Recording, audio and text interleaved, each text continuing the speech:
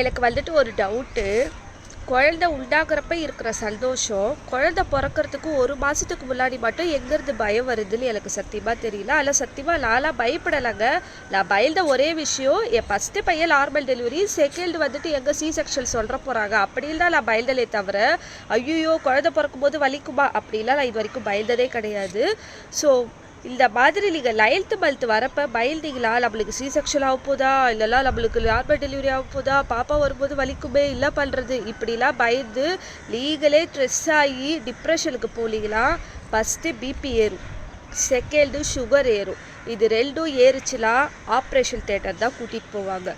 முடிஞ்ச அளவுக்கு பயப்படுறத first avoid பண்ணுங்க. நீங்கள் பயந்தா குழந்தைல வயிற்றுலேருந்து நான் வெளில வரலை, நான் உள்ளே இருக்க மாதிரி ரொம்ப பயப்படுறேன் அப்படி சொல்ல போதா? இல்லைல்ல.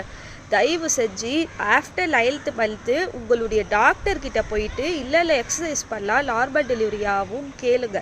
கேட்டுக்கிட்டு அந்த எக்ஸசைஸை ரெகுலராக ஃபாலோ பண்ணுங்கள். இல்லை ஃபுட்டு சாப்பிடணும் கேளுங்க.